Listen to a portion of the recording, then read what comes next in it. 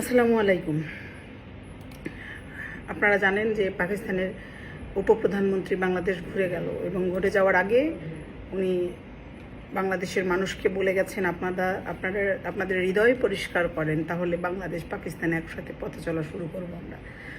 মানে দেখেন, বাংলাদেশের প্রতি তাদের মানে কোনো রকমের তো অপরাধবোধ নাই, উল্টা বাংলাদেশের মানুষের মন নোংরা, এই কথাটা বলে যেতে পারলো বাংলাদেশে বসে বাংলাদেশের মিডিয়ার সামনে।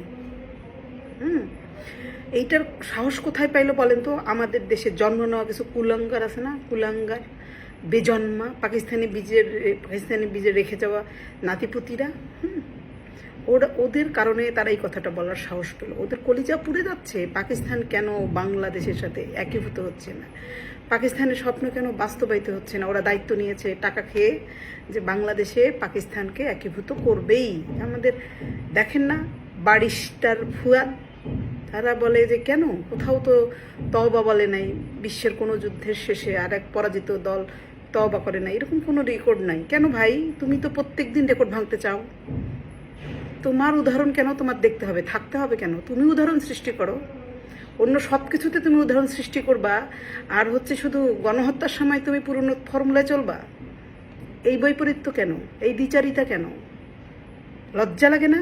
দেশের মাটিতে খেয়ে, দেশের আলো বাতাসে বড় হয়ে, দেশের আপনি তো বড় হন নাই, আপনি তো বাইরে থেকে পড়াশোনা করছেন না, দেশের তো থাকেন নাই।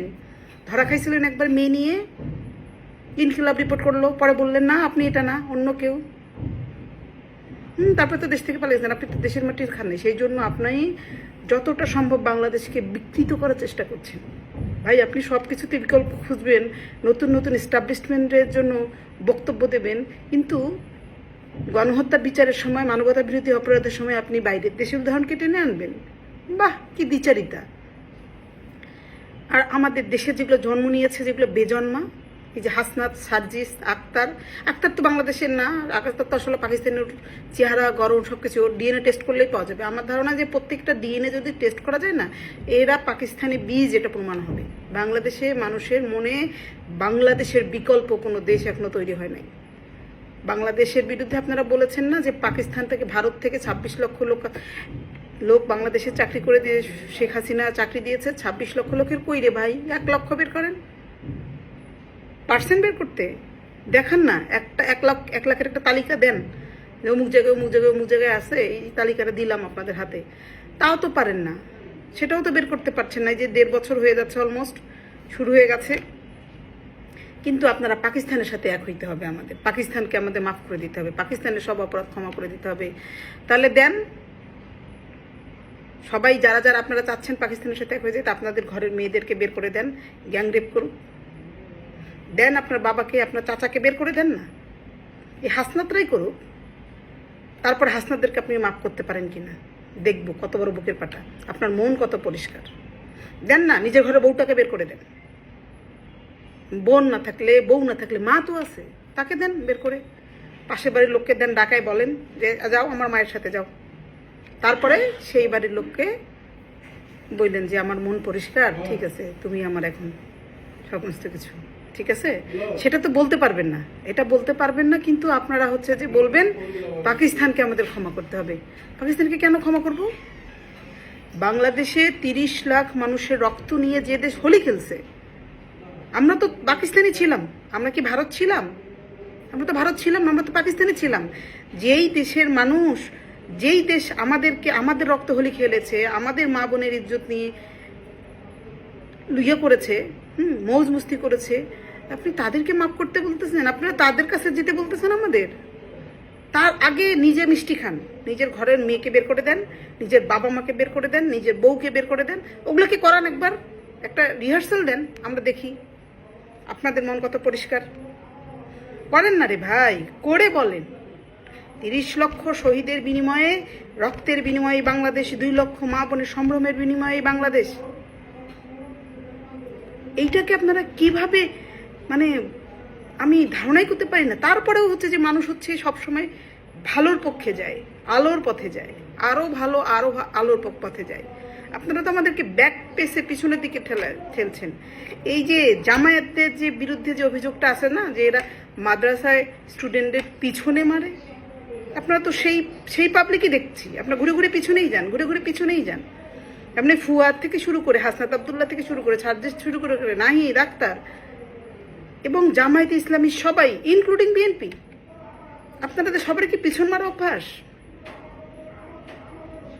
আপনারা কি মানুষ হইলেন না? আপনি তো মানুষই হন নাই, তাহলে আপনাদের কিসের অধিকার? আপনাদের কথা কিসের? আপনাদের তো কথা থাকার কথা না। আগে মানুষ হন। মানুষ হলে স্বাভাবিক হয়, মানুষ হলে তার সমস্ত কর্মকাণ্ড স্বাভাবিক হয়, পারভার্টেড হয় না। পিছনে যাওয়া ভালো মানুষের কাজ না, পিছনে তারা যায়। পিছনের কাজ তারা করে যাদের সামনে আসার, সামনে থেকে করার নৈতিক সাহস থাকে না। বুক ঠুকিয়ে যদি করেন আপনি, আমি তো চ্যালেঞ্জ দিচ্ছি, দেন না আপনাদের ভাই বোনকে বের করে, আপনাদের মা বোন বউ সবাইকে ইয়ে করেন, গণধর্ষণ করেন। করার পর যে গণধর্ষণ করলো যতগুলো লোক, তাদেরকে মাফ করে দেন, আমাদেরকে দেখান এক্সাম্পল। তারপর না আমরা মন পরিষ্কার করব। অথবা পাকিস্তানিদেরকে বলেন না, তাদের বউ ছেলে মেয়ে সবাইকে ছেড়ে দিক, আপনারা যে মজ করে আসেন, মজা লুটে আসেন। তারপরে যে দেখি পাকিস্তান আমাদেরকে, তাদের মন কত পরিষ্কার।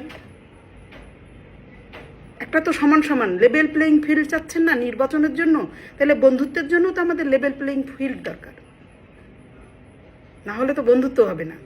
আপনি কি একদম দরিদ্র থেকে দরিদ্রতম দেশের সাথে বন্ধুত্ব করবেন না?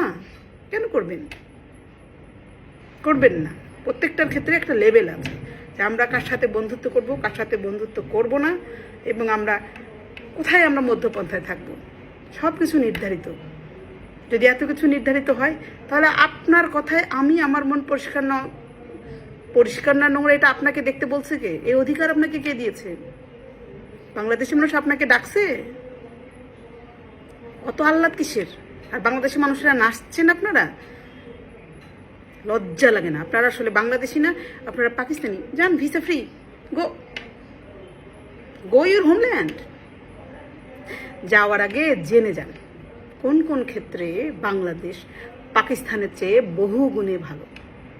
জানেন না বলেই পাকিস্তান করতেছেন। এই যে এক পিনাকি বাংলাদেশ থেকে পালাই গেছে, লোকজন মেরে, টাকা পয়সা মেরে পালায়, যে এখন বাংলাদেশের ডেভেলপমেন্টে পরামর্শ দেয়। কেন রে বেটা, তোর যদি এত হেডম, পাকিস্তানের উপদেষ্টা হয়ে যা, ফ্রান্সে একটা মিনিস্টার হয়ে দেখা।